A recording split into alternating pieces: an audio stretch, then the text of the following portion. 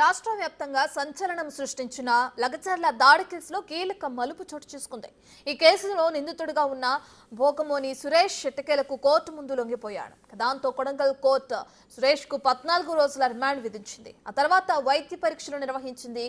కంది జైలుకు తరలించారు. ఘటన తర్వాత కనిపించకుండా పోయిన సురేష్ కొన్ని రోజులుగా తప్పించుకుని తిరుగుతున్నాడు.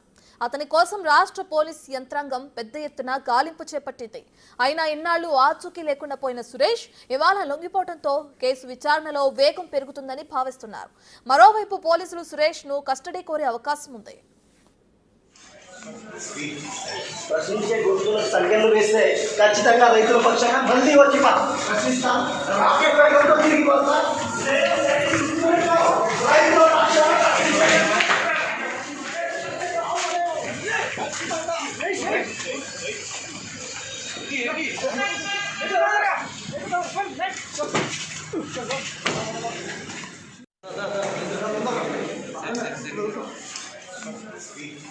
ప్రశ్నించే గొంతులకు సంఖ్యలు వేస్తే ఖచ్చితంగా రైతుల పక్షంగా మళ్ళీ వచ్చి ప్రశ్నిస్తాం.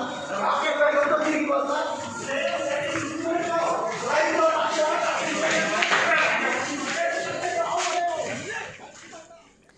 కొడంగల్లోని లగచర్ల గ్రామంలో ఫార్మాసిటీ నిర్మాణం కోసం ప్రభుత్వం భూసేకరణ చేపట్టింది. ఇందులో భాగంగా గ్రామస్తుల అభిప్రాయాలు సేకరించేందుకు వికారాబాద్ జిల్లా collector Prateek Jain, sub collector సహా ఇతర ఉన్నతాధికారులు వెళ్లారు. ముందుగా నిర్ణయించుకున్న మేరకు గ్రామ శివారులో సభా వేదిక ఏర్పాటు చేసుకున్నారు.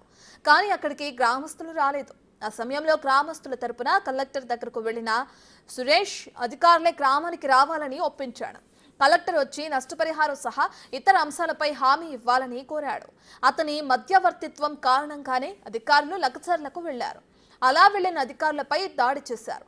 ఈ దాడిలో A1 మాజీ ఎమ్మెల్యే పట్నం నరేందర్ రెడ్డి ప్రస్తుతం జైల్లో ఉండగా ఇప్పుడు సురేష్ కూడా జైలు పాలయ్యారు.